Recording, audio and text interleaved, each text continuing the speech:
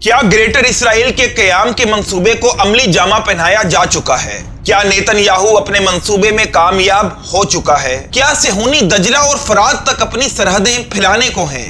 ہر اسرائیلی فوجی کے یونیفارم میں یہ بیج لگا ہوتا ہے۔ اس میں موجود اس نقشے کو دیکھیے۔ یہ نقشہ موجودہ اسرائیل کا تو نہیں ہے، تو پھر کس کا ہے؟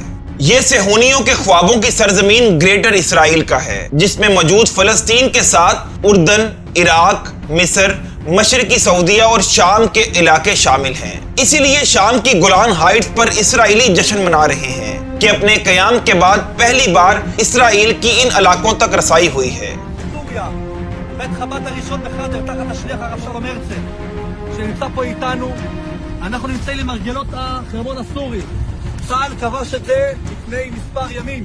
אתם רואים את החרמון הסורי? گریٹر اسرائیل کا نظریہ صہیونی مذہبی نظریات اور عہد نامہ قدیم سے جڑا ہوا ہے۔ یہ بنیادی طور پر دریائے نیل سے فرات تک بنی اسرائیل کے قدیم علاقوں کی واپسی اور ایک عظیم یہودی ریاست کے قیام پر مشتمل ہے، جس کو عملی جامہ پہنانے کے لیے 1897 میں سوئٹزرلینڈ کے شہر باسل میں پہلی صہیونی کانفرنس کا انعقاد کیا گیا، جس کے رہنما تھیوڈر ہرزل تھے۔ اسی لیے ہم نے دیکھا کہ گولان کی پہاڑیوں سے اندر کی جانب پیش قدمی پر اسرائیلی فوجی نہایت خوش دکھائی دیے۔ سوشل میڈیا پر ایسی ویڈیوز اور تصاویر وائرل ہیں جس میں صہیونی افواج کو شام کے اندر جشن مناتے دیکھا جا سکتا ہے، جبکہ گزشتہ روز شام کے علاقے جبل الشیخ میں یہودی ربی پرجوش انداز میں مذہبی عبادات کرتے ہوئے بھی دیکھے گئے۔